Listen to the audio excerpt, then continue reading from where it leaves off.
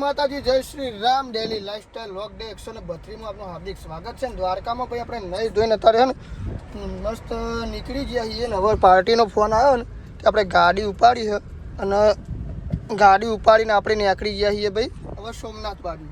તો હવે ભાઈ અહીંયાથી હવે બટલાઈને પાર્ટી જે હોટલે રોકાણી હતી તો જઈએ અને પછી હે ને તો આથી એમને લઈને આપણે સોમનાથ બાજુ નીકળી જવાનું હા. અને હે ને બીજું તો કોઈ નહીં, ગાડી વચ્ચે ઉપર ગાડી વચ્ચે લઈ લેવા દે પહેલાં.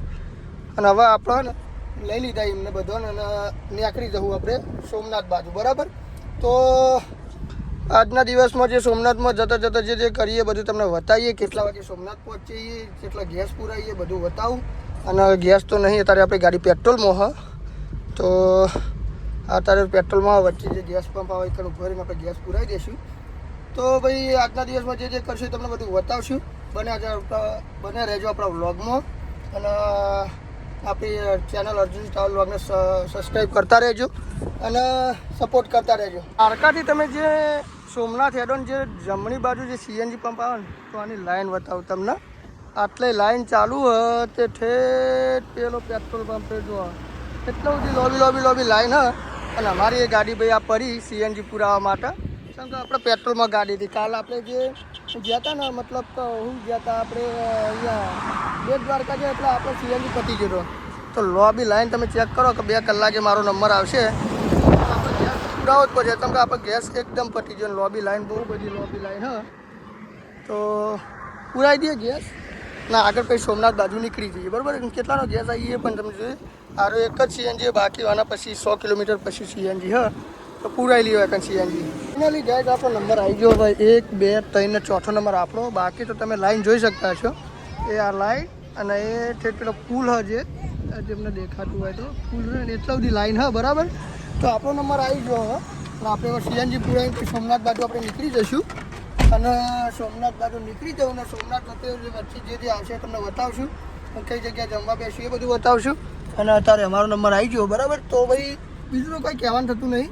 તો ભાઈ તમે આવો ને તો સાદા દિવસે આવો તો તમને આ બધી લાઈનમાં ઊભું રહેવું નહીં પડે. મતલબ 1-2 ગાડીઓ હોય અને તમારો સીએનજી પૂરાઈ જાય. અત્યારે જે રૂમના ભાડું 2 રૂમના 5-5 હજાર રૂપિયા ભાડું થાય. એ રૂમ આપણને લગભગ 2200-2400 રૂપિયામાં 2 રૂમ મળી જાય એસીવાળા અને આ બધું વસ્તુ. બરાબર, અને ભાઈ સાદા દિવસે એમાં તમને દર્શન બી સારા થાય. અત્યારે દર્શન માટે તમારે 5-5 કલાક 3-3 કલાક ઊભું રહેવું પડે. અને સાદા દિવસમાં તમને કલાકમાં તો કલાક અડધો કલાકમાં સારા દર્શન બી થઈ જાય. એવું નહીં કહેતો તમે દ્વારકાધીશના દર્શન કરવા ના આવો, પણ જસ્ટ તમને એક આઈડિયા આપું, તમને એક રાય આપું હું. બાકી તમે ગમે ત્યારે આવો. દ્વારકાધીશ તો ભાઈ બધા માટે જ છે. અને માગો 20 આપે 30. તો ચલો હવે ગાડી થોડી આગળ કરીએ. જેમ કે ભાઈ આપણો નંબર આપવા થયો. બરાબર, તો હવે આપણો ત્રીજી ગાડીનો નંબર મસ્ત ગેસ પુરાવી દઈએ આપણે અને પછી નીકળી જઈએ આપણે સોમનાથ બાજુ. બરાબર, સોમનાથ 10 કિલોમીટર બાકી તો નાહી જાય છીએ આપણે. જે આગળ એક વખત એક ટ્રીપમાં આવ્યા હતા એમાં જમ્યું હતું નવરંગ રેસ્ટોરન્ટમાં. તો આજે આપણે વૈકન જ જમવાનું હોય કેમ કે આની ટેસ્ટ બહુ મસ્ત હોય. અને તમે જોઈ શકતા હોય કે આગળ આપણે એક ટ્રીપમાં હતા ને તો વૈકન જ જમ્યું હતું આપણે. તમને ખબર હશે જે આપણે એક દિવાળી ટ્રીપમાં આવ્યા હતા. તો અહીંયાનું જમવાનું બહુ બેસ્ટ હોય, તમને બધાને ખબર જ હોય. તો હડો તમે જમી લઈએ ને તમને બતાવી દઈએ જમવામાં શું શું હોય છે. બરાબર, આનું આવી ગયું મસ્ત સલાડ કેટલા બધા જોવા, સબ્જી છે, વઘારેલો રોટલો અને ઘણી બધી આઈટમો. કેટલાની ડીશ આવી? 170માં અનલિમિટેડ છે ભાઈ. આ રીતનું હોય ભાઈ સલાડ બધું મસ્ત. તો ચાલો જમી લઈએ પછી બીજી વાત. હોટલ નવરંગમાં જમી લીધું, બહુ મસ્ત જમવાનું તે. તો આગળ તમને કીધેલું હતું ને ફરીથી કહું કે ભાઈ સોમનાથ 10 કિલોમીટર બાકી હોય ને ટોલ ટેક્સ આવે એના પહેલાં જે આવે છે ભાઈ નવરંગ રેસ્ટોરન્ટ. બહુ મસ્ત જમવાનું હોય છે. અને ભાઈ જમવાનું તો સલાડ 7-8 જેવા સલાડ, 3-4 જેવા શાક, પછી દાળ ભાત અને છાશ. આ બધું અનલિમિટેડ હોય. 170 રૂપિયામાં બધું અનલિમિટેડ હોય. તો ભાઈ તમે દ્વારકાથી સોમનાથ આવતા હોય અને ભાઈ તો સોમનાથ લગભગ 10 કિલોમીટર બાકી હોય ને આ ટોલ ટેક્સ આવશે. જો તમને દેખાતો હોય તો આ ટોલ ટેક્સ આવશે. અને ડાબી બાજુ આ હોટલ આવે, હોટલ નવરંગ રેસ્ટોરન્ટ. તો મસ્ત જમવાનું હોય ભાઈ, ટેસ્ટ કરજો એક વખત, મજા આવી જશે. બરાબર, તો હવે આપણે નીકળીએ ભાઈ સોમનાથ મંદિર બાજુ અને દર્શન કરીએ અને પછી નીકળી જવાનું છે આપણે દીવ. તો ચલો સોમનાથ બાજુ જઈએ હવે. સોમનાથ પહોંચી જાય ગાડી મેળ દીધી પાર્કિંગમાં અને હવે આપણે જવાનું ભાઈ સોમનાથના દર્શન કરવા. અંદર ભાઈ ફોન એલાઉડ નથી એટલે ભાઈ આપણે ને બહારથી તમને બધાને દર્શન કરાવી દઈશ અને બીજા બધા વ્યૂ બતાવું અંદરના, બહારના મતલબ કે અંદરના નહીં. તો ચલો સોમનાથના દર્શન કરવા જઈએ. અને બાકી આ પાર્કિંગ મોટું સોમનાથનું તમે બધા જોયેલું જ હશે. અને હવે આપણે ને મસ્ત એક દર્શન કરીને પછી તમને એ થોડા વ્યૂ બતાવું અને બહારથી ધજાના દર્શન કરાવું ને મળીએ. ચલો તો મંદિર અને બહારથી જે આપણે જે સોમનાથ મંદિરની આ ધજાશ્રીના દર્શન કરી લો. કેમ કે ભાઈ અંદર તો તમને ખબર હોય કે ભાઈ અલાઉડ નહીં, આપણે જે મોબાઈલ અંદર અલાઉડ નહીં, મોબાઈલ પાકીટ આ બધું અલાઉડ નહીં, બરાબર. તો તમે બહારથી દર્શન કરી લો. બાકી તો આપણે અંદરથી મસ્ત મસ્ત દર્શન કરશું અને મોબાઈલ બહાર જમા કરાવી દેવું.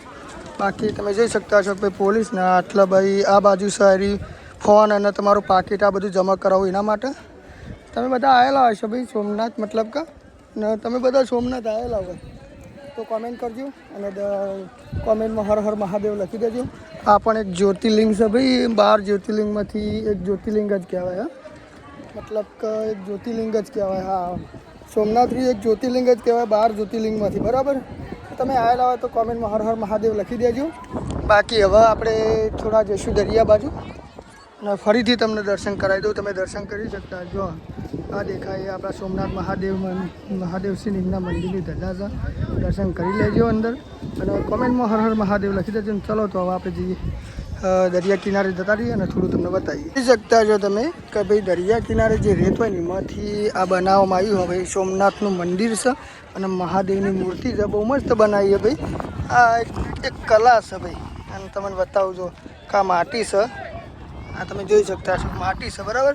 તો મસ્ત બનાવ્યો. પાછળનો લુક સારો અને આગળનો લુક તમને બતાવું હું ખાલી, તમે જુઓ ખાલી. એટલું બેસ્ટ છે ને ભાઈ, મારી નજર પડી એટલે તમને બતાવ્યું આવ્યું. એકદમ મસ્ત બનાવ્યું. બાકી આપણે જતા હતા કઈ જગ્યાએ? હા, આપણે જતા હતા ભાઈ જે દરિયો એ બાજુ જવાનું તો હટો ત્યાં દરિયા બાજુ જઈએ ને તમને બતાવીએ. આ પૂતળું છે ને ભાઈ વીર હમીરજી ગોહિલનું. આ કોણ ખબર તમને? આ ભાઈ જે સોમનાથ મંદિર ઉપર જે મુગલોએ લૂંટ કરી હતી અને એમના સામું લડત કરી હતી અને મંદિરની ભાઈ રક્ષા કરી હતી. તો આ એ વીર છે, વીર હમીરજી ગોહિલ. જો તમને બધાને ખબર હોય ને કે ભાઈ કને કે ભાઈ આ મતલબ કે ભાઈ આ મંદિરની રક્ષા કરી હતી વીર હમીરજી ગોહિલે ભાઈ, બસ એમના સાથે બીજા 200 સૈનિકો છે સાથે ને લડત કરી હતી અને આપણે જે આ સોમનાથ મંદિર તમને દેખાય છે એની ભાઈ રક્ષા કરી હતી. તો ભાઈ તમને બધી ખબર હોય વધારે ડિટેલ તો ભાઈ અંદર કોમેન્ટ કરજો. બાકી હવે આપણે જઈએ સમુદ્ર તટ ઉપર, બરાબર. ભાઈ મસ્ત મસ્ત પાઇનેપલ ટેસ્ટ છે. પાઇનેપલ રૂમ બહુ મસ્ત. હા, તમારે ટેસ્ટ કરો ટેસ્ટ. હોકી યાર નહીં ખાતું. ખાટું નહીં ખાતું. ખાટું હશે ને ભાઈ? ચમ નહીં ખાતા ખાટું? બહુ નહીં ખાતું. નહીં ખાતું હોકી. હા, વિડીયો ઉતારે.